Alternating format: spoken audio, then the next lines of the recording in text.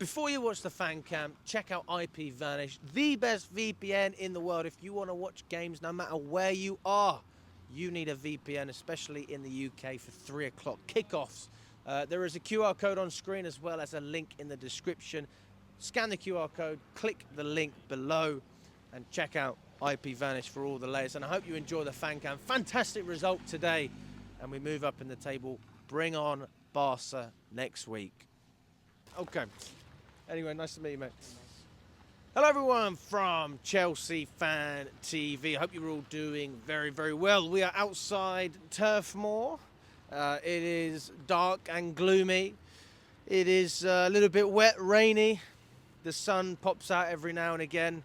That is just some of the things that estate agents say to you when you come to Burnley to buy a house. But we didn't come house shopping today. We came for the football. And listen, it was a solid result. It was a good result. I think when you speak about the result, you kind of know that the performance wasn't that great, because if it was nice to watch, if it was really attractive, everyone would be saying, "Oh, wasn't that great? Wasn't he great?" Blah blah blah. And of course, we can say that about a number of players, but it was enough to get the job done against a Burnley side that we always knew we should have beat, and we did beat. So, you know, you give credit, and nothing wrong with giving credit, nothing wrong with being happy after a result, regardless of what team you play. I know a lot of people that didn't understand the celebrations after Wolves, and to an extent I thought, bloody hell, we're really going for it today, but you've got to be happy. You travel hundreds of miles sometimes to watch these games. I mean, this is nowhere near as far as Azerbaijan when I was in Baku. It's still a long way, 6 hours on the train, whatever it was. Unfortunately, quite an expensive trip, but that's okay. That's part of the package. But I will say this: I hope Burnley go down. It's not a very nice away ground to go to. Very, very difficult. But still, a pleasant trip football-wise, and very glad to see that we are starting after the international break in the correct fashion. Maresca, you know, he had the right to change a few things and be cautious, because you've got players like Caicedo being run into the ground. Estevao is everybody's on the Estevao train at the moment. The problem is, when that happens, is when a player thinks that he is unstoppable. It's great up to a point, but then you don't want to affect other things that are going on. You want him to train well. You want him to, you know, be a good team player. You want him to integrate properly. I think it's really difficult from an 18-year-old from Brazil to just settle in and be a starter straight away. I just think it's difficult. And that is why I don't have a problem with Estevao not starting, because no matter how good he is, it's still a journey that's going to take a little bit of time. And if he's going to start 6 out of 10 games, I would love to see Estevao play well, 60% of the time. Sorry, Chelsea play with Estevao 60% of the time and see the best version of him, rather than seeing him play every single week. He gets run to the ground, maybe gets a bad injury, and then you got a similar situation with Estevao to what we've had with Cole Palmer, because Palmer's been ran to the ground. Pochettino never ever gave him any rest, and it wasn't too different under Maresca either, if we're being honest, in terms of the big matches. Obviously, we had Conference League last season. Now it's different. So we've got to be intelligent with the way we manage this squad. I thought Andre Santos was fantastic. If we're looking at the midfield as a whole in the first 25 minutes, I couldn't see it. It was nowhere. Burnley were dominating. They were creating chances. They should have really scored.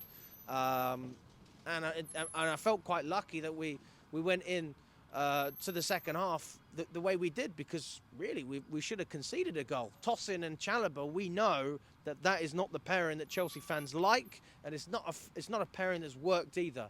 But it was nice to have a bit of support from the flanks. You've got experience, you've got quality there. That helps. But you didn't have the cover in front with Caicedo, and I think it just took us a little bit of time to adapt, not having Caicedo on the pitch. But I think Santos deserves man of the match. He kept us ticking. He was physical. He was smart. He was intelligent. He was patient.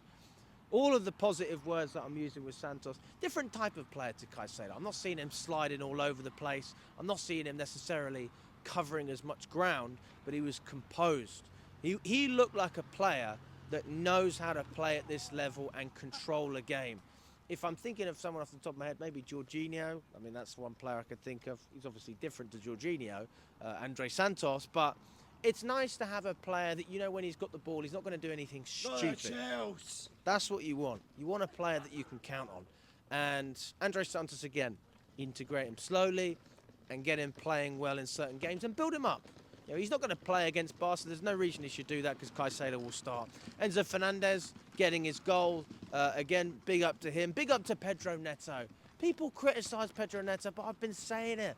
He is Mr. Reliable. Mr. Reliable. Who do you call when you're in trouble? Who do you call when you need a tenner and you've only got an hour before you've got to catch your train? Otherwise, you're going to lose your job because you're late. That is who you call. You don't call the guy you don't call people that don't pick up the phone. You call people. Who answers the phone every single week? Who do we count on? Who tracks back? Who makes the runs? Who's unselfish? Who's a team player? Who deserves the GA? Pedro Neto deserves it. He deserves 100% of it. Well done, Pedro Neto. Well done. And this doesn't mean by any stretch that Pedro Neto is better than Esteval. Even I've got a pair of eyes, but you've got to try and look at it a little bit more so than, you know, little flicks and tricks. And what's sexy isn't always what's good. She might look good, but she might cheat on you in 6 months. All right? Sometimes you just need to go with what you know will work. That's what you need. All right? If she's sexy as well, obviously that helps. All right? I don't really know where I'm going with this Pedro Neto analogy. But yeah, even the second goal, when he was going on his left, I mean, it was, come on, mate, come on, brilliant. Mark Guiu's in there. People saying he's not good enough for Chelsea. I want Mark Guiu at Chelsea next season. I want him. I like him. Up the Guiu. Up the Guiu. I love him. Brilliant, absolutely brilliant. And if he's comfortable being a rotation option, I think he should stay at Chelsea because that is what you want. Physicality, pace, and just go for it. So many strikers we've had that haven't done that. We were lucky with Jackson. Jackson used to chase balls down. But when Delap's not performing and you've got Guiu who can come on, I don't have an issue with that. I don't think João Pedro was particularly special today either, but, you know, you're entitled to have dips. I mean, he was pretty average. He was pretty average, wasn't he? I'd be intrigued to see what happens when Cole Palmer comes back. I think ultimately the key to regaining João Pedro's best form is going to be having Palmer, someone that he can link up with. Maybe Esteval could be part of that as well, having a trio. I mean, that would be lovely. But I want to find a way for us to consistently have Neto in the picture as well. It's just whether you play him on the left-hand side. There's obviously a clash with him and Esteval on that right-hand side. But Neto, I can count on him. I know what I'm going to get. You know, Willian, people say Willian was a good player, but one season he was great, the next season he was crap. You know, and I just don't feel like that about Neto because he always gives me a 6 out of 10. He's all right. He's okay. And then we lose a game and people go, well, he didn't do enough. But he always does what you need him to do defensively. He makes runs.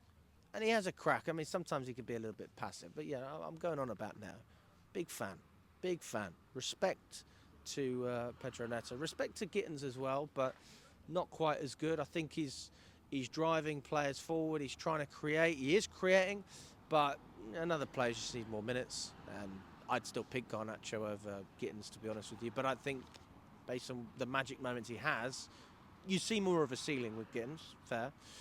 No complaints about Robert Sanchez. Again, are we going to have a conversation? Maybe, just maybe, we have a goalkeeper that we can count on this season. I'm not jinxing it. I'm just saying. How many of you watching that have fantasy football have Robert Sanchez in your team? Don't lie. Don't lie. How many of you have Cucurella in there? If you didn't trust him, you wouldn't have any Chelsea defenders in your fantasy football. I think that people are starting to wake up to the fact that Sanchez is actually being pretty reliable. He's not doing anything stupid. When there's a chance to go long and there's half a chance to go short, he picks the safe option, generally speaking. And I think that this is all we've ever asked for. Thank you, Robert Sanchez. My condition has proved. I haven't been to hospital in God knows how long. metaphorically speaking. Obviously, I don't go to hospital because of Robert Sanchez. The point being, he's been pretty good. He's been reliable. No complaints. And all in all, I think that's the highlight from this. We're happy, we move, and well done to the team, well done to the manager. Long trip home now from Burnley, and there you go.